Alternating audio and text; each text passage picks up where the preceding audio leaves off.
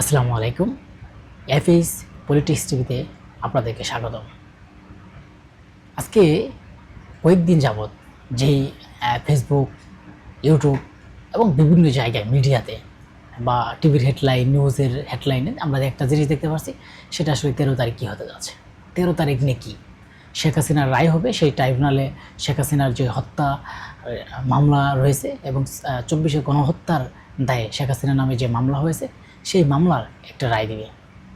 সে রায়কে ঘিরে সারা বাংলাদেশের বিভিন্ন জায়গায় একটা আতঙ্ক ছড়িয়ে পড়েছে।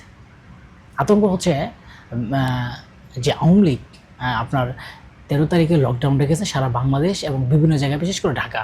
তারা একটা লকডাউনের ঘটনা ঘটতে পারে বা লকডাউনের একটা কর্মসূচি দিয়েছে এবং এ অনুযায়ী বিভিন্ন জায়গায় বিভিন্ন নাশকতা প্ল্যান হতে পারে বা মব সৃষ্টি হতে পারে বা নাশকতার প্ল্যান বা দুর্ঘটনা করতে পারে, বিভিন্ন কিছু ঘটনা করতে পারে, এমনই আশঙ্কা করছেন গোয়েন্দা সংস্থা। গোয়েন্দা সংস্থার তথ্য থেকে উঠে আসছে যে তারা বিভিন্ন জায়গায় নাশকতা করবে এবং 1 লক্ষ গ্যাস বেলুন ফুটিয়ে তারা বিভিন্ন জায়গায় বিভিন্ন ঘটনা ঘটাবে এবং সারা বাংলাদেশ একটা তুলপাড় সৃষ্টি করবে এবং কি শেখ হাসিনা ঢোকার একটা প্ল্যান করে, যেতে একটা নৈথই করা যায়, এরকম একটা প্ল্যান নাকি চলতেছে, একটা গোয়েন্দা সংস্থার রিপোর্টে চলে আসছে। এর জন্য আপনারা দেখেন স্বরাষ্ট্র উপদেষ্টা তিনি বিভিন্ন জায়গায় পুলিশ, সেনাবাহিনী, বিভিন্ন বাহিনী সেটা মাঠে নামছে এবং সেটা তাদেরকে দমানোর চেষ্টা করছে, যাতে তারা সেই 13 তারিখের যে লকডাউন, তারা যে চিন্তা করেছে যে 13 তারিখে লকডাউন করবে, সেই লকডাউন যাতে তারা না করতে পারে। এ বিষয়ে কিন্তু সারা বাংলাদেশে বিভিন্ন জায়গায় পদক্ষেপ নেওয়া হচ্ছে এবং যারা আওয়ামী লীগের নেতাকর্মী অতি উৎসাহিত হয়ে যারা গ্রামগঞ্জে বা বিভিন্ন জায়গায় আওয়ামী লীগের নেতাকর্মী আছে, তারা বলছে যে দল থেকে যখন নির্দেশ দিছে 13 তারিখে বা 13 তারিখে শেখ হাসিনা চলে আসবে বা আমরা 13 তারিখে সেখানে গিয়ে একটা আন্দোলন করব, সংগ্রাম করব, লড়াই করব, শেখ হাসিনা এবার ক্ষমতায় আইসা পড়বে, এরকম চিন্তা ভাবনা করে অনেকেই ফেসবুকে পোস্ট করছে। সেগুলো পোস্ট কিন্তু সরকার দেখছে এবং সরকারের যারা অনলাইন অ্যাক্টিভিট আছে তারা কিন্তু এগুলো তথ্য বের করছে এবং সেই অনুযায়ী কিন্তু বিভিন্ন জায়গায় এই আওয়ামী লীগ যারা এরকম দুর্ঘটনা ঘটাবে সেগুলো কিন্তু একটা ধরার চেষ্টা চলছে।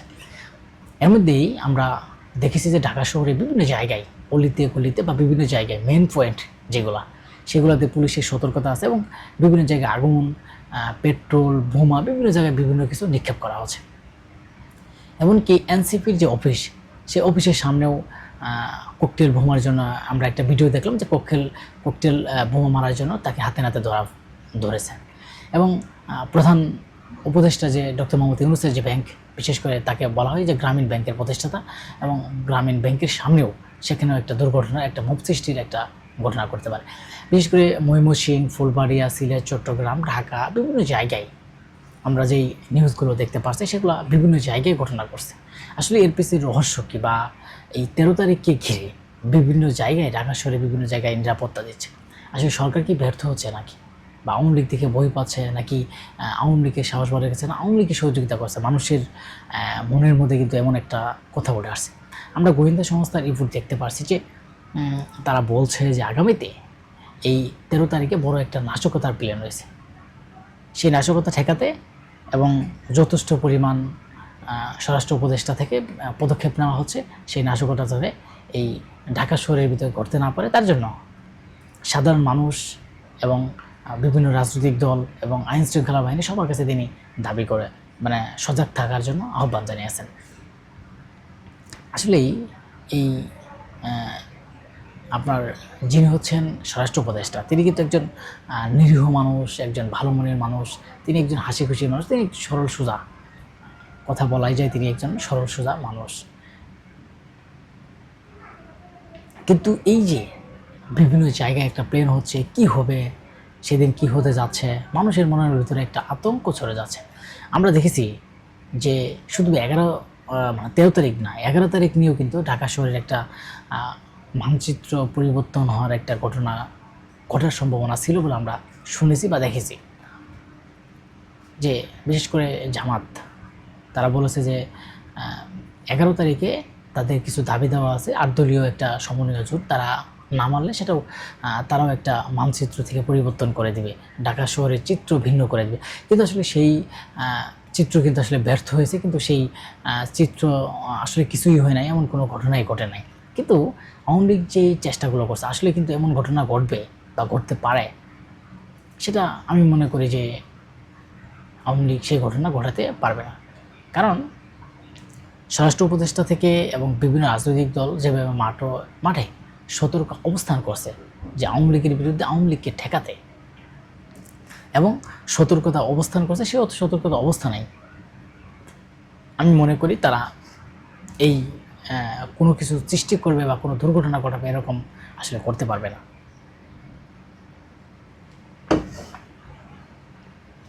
বিশেষ করে আগামী রাজনীতি, এই রাজনীতি নিয়েও কিন্তু একটা সতর্কতা এবং আসলে শেখ হাসিনা যাওয়ার পরে বাংলাদেশের মানুষ ভাবতো যে শেখ হাসিনা যখন চলে গেল, বাংলাদেশে যত রাজনৈতিক দল আছে সবাই আসলে মিলেমিশে থাকবে এবং নিজেদের মধ্যে কোনো হানাহানি বা কোনো সমস্যা হবে না, একটু সুন্দরভাবে দেশ পরিচালনা করার একটা চেষ্টা করবে। যেখানে ইসলামিক দল যে 8 দলীয় সমন্বয় জোটের সাথে বিএনপির এখন একটা বিতর্ক রয়েছে, বিশেষ করে গণভোট নিয়ে, সেটা আমরা মনে করি প্রধান ডক্টর মোহাম্মদ ইউনূসের সাথে না, সেটা যুদ্ধ হচ্ছে বিএনপি এবং জামাত। কেন আমি এই কথাটা বললাম? বিএনপি চায় না, জামাত চায়। মাঝখানে সরকার সেখানে দৃশ্য দেখছে, সরকার দেখছে যে তাদের একজন চাচ্ছে আরেকজন চাচ্ছে না, মানে দুজনের ভিতরে একটা বাক বিতর্কতা লাগুক, এবং কয়েকদিনের মধ্যে তারা একটা ঘোষণাও দেবে যে আগামী কয়েকদিনের মধ্যে তারা একটা এই গণভোট নিয়ে একটা ঘোষণা দেবে এবং নির্বাচন নিয়েও তিনি ঘোষণা দেবে। কিন্তু রাজনৈতিক দলকে এগুলো মানার জন্য আহ্বান জানিয়েছেন যে আইন উপদেষ্টা। আসলে কথা বলতে বলতে অনেক পিপাসা লেগে যায়, যে কারণে আসলে কথা বলার কোনো সুযোগ থাকছে না। কিন্তু যাই হোক, আগামীতে গণভোট না হলে, জামাতের যে নেতাকর্মীরা বলেছেন যে গণভোট যদি না হয় তাহলে নির্বাচন, এক গণভোট না হলে নির্বাচন 29 সালে হবে।